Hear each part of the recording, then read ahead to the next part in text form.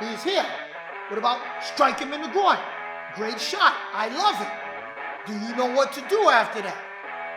Do you have confidence after you hit him in the groin, where to go and what to do?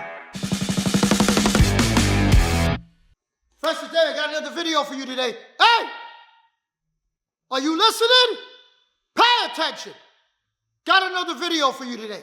Guys, today's video, it's important. It is very important for you to understand. If you got one shot, what's your one shot? Do you know what your one shot is? If you have one shot, what is the one shot you're going to take? When someone is inside the 3-foot rule, you and them are standing there. Verbal combat's going on. What's your one shot? Kenny. Now, what is your one shot? How many times have you heard people say stuff like this? The bad guy might tell you, go ahead, punch. You got one shot. Punch me in the face. I'll give you one. I'll give you one. Go ahead. Go for it. Go for it. And I've seen that so many times.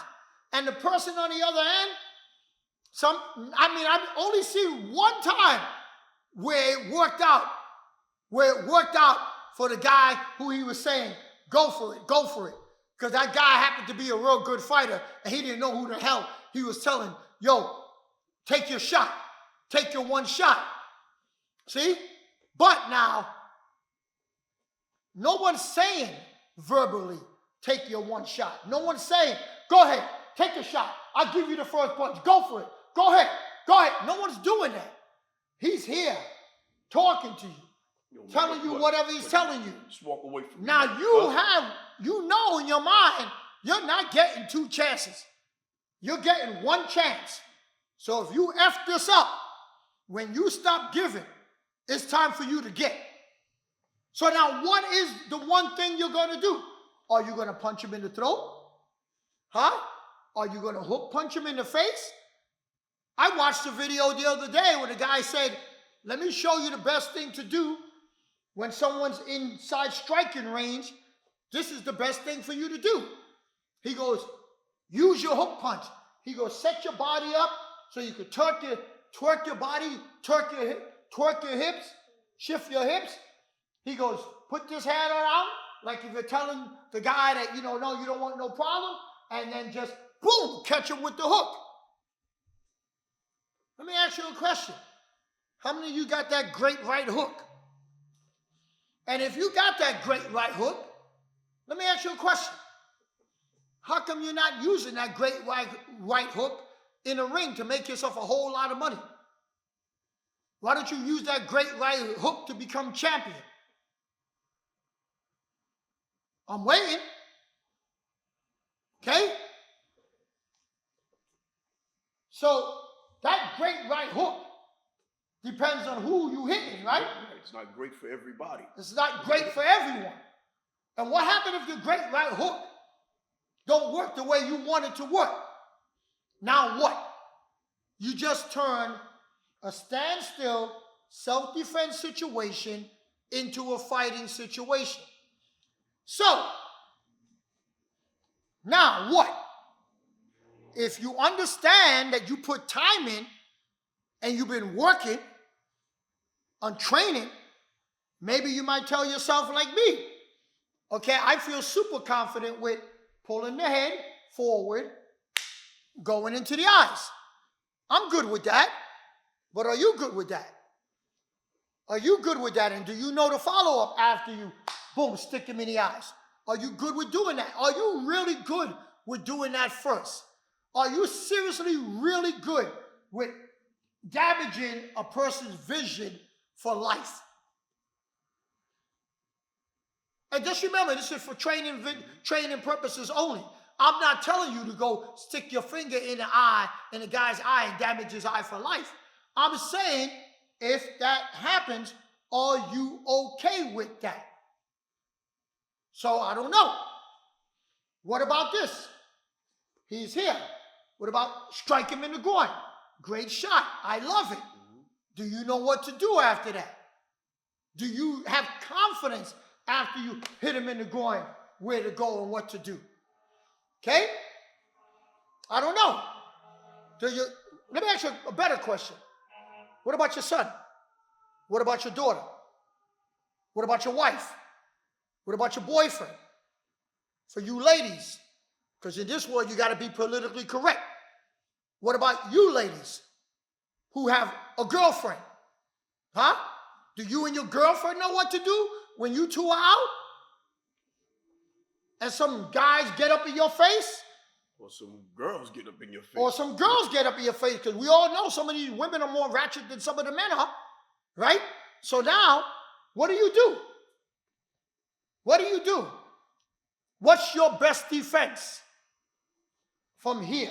Let's keep it real. I don't really know what the very, very, very best thing to do, but I know one thing. I know something that will give you enough time to figure it out. See, it's all about time when you're dealing in a self-defense situation. Every technique you do, every movement you do will give you time either to do something else or it won't be effective, and then he will have time to counter. So if I did this to Kenny in his chest, that didn't give me any time. Me and him are having a heated debate, right? We're going back and forth, no. And I did that. That really didn't give me any time to do anything, not even duck, because he's going to get pissed off and try to take my head off. So, it's one of the 10 commandments of self-defense, and it's number 10. I could move faster forward than you could move backwards. If you're standing in front of me and I know you're going to go, I know you're going to hit me, and I do this, you got to get balance. And if I could get you to take 1, 2, 3 steps, if I could get you to take one, watch Kenny's feet. How many steps do you take when I just charge you? When I did that? 3 steps. That's 3 to 4 steps. If I can get you to take 3 to 4 steps, that gives me enough time to bounce to your face, shock to your groin, turn it on the other side, get from the front of you to the back of you, to go to the back, go into your kneecap, from here, go down the side of your leg, attack you again from behind, and move, shove you and unbalance you again, strike and pull you and take you down. By me shoving you, it gives me enough time, if I have a concealed weapon, to just disengage and pull out my concealed weapon. Now, you could be a great fighter, but you never got the chance, you'll never get the chance to make that distance up again. I could pull my concealed weapon out. I could pull my knife out. So now when you're coming back at me, now you're dealing with me and my knife. Now when you see my knife, Kenny, realistically, if I did this to you, we're dealing empty hand, I did this to you, and I disengaged, and I pulled out a knife, are you eagerly going to just run back to me? No, you now, if you don't have a weapon, now I can then keep it going, or I can give you a way out. And don't tell me this don't work. Why? Because here,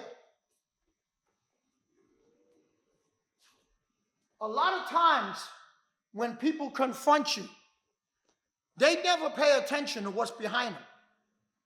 You're on a subway. I made videos like this, where the guy is standing right by the platform. Remember the one where the 2 guys were arguing, and the other dude swung at the guy, and he swung at the guy. He didn't swing at him with this hand. He was lefty. And you remember when he swung at him, because he was lefty, he went this way. Right. And he moved. The punch didn't hit him. The guy moved this way, and because he moved, boom, he was on the tracks. Done. On the tracks, yep. Done. See, because he was so heated, and the argument went on that he didn't even realize that he had his back to the track. He didn't realize that. What if there's a table behind him? What if there's a fire hydrant behind the man? What if there's a table, a chair, a couch? You're going to tell me that when there's a couch behind Kenny and he don't know it, he's up in my face, and I go, no, man, that couch, you're going to do this You're going to bend over that couch. Bam! I'm going to be able to then get more opportunities to strike. A policeman lost his life about 4 or 5 years ago. He was taking a gentleman out of the house, domestic violence. Yes. They got out to the platform. Then they had to walk down the stairs to the police car.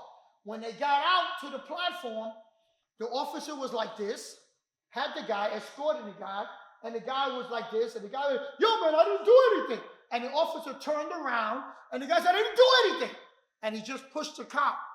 And the cop, there was a flower pot there, and he tripped over the flower pot. The cop went down the stairs. He was dead. It was a complete accident. The guy was charged with killing a police officer. He's still in jail, and he's going to be in jail forever. Okay? The officer didn't realize did not notice the flower pot, which made him trip and then go over the edge, over the railing. You understand what I'm talking about? So you don't know, just by you pushing and shoving somebody, it creates so much opportunity. If you understand, I can move and just grab his arms so he can't punch you. Then shove your head in. Just ram your head in. Ram your foot in. Ram your face in. Move. Then from here, bang, you can work it. But guys, it's so simple. That's why it's number 10. Everyone can do it. I can move faster forward than he can move backwards. So I want you to move forward right now. Get your behind up off the couch. If you're walking down the street moving forward, while you're moving forward, Kenny will tell you what to do. Move forward right now, guys, and hit that subscribe button, guys. Drop a like. Drop a like for this video, guys. Let us know how you like this video. You know, it added a lot of value to you guys. Right now, Keith teaches you how to think, because that's what we do on this channel. Remember, guys, to share this video right now with as many people as you know. Don't forget, guys, keep it coming, guys. Let us know what you like. Let us know what other content you'd like to see us. Drop it in the comments. We'll see you next one. Peace.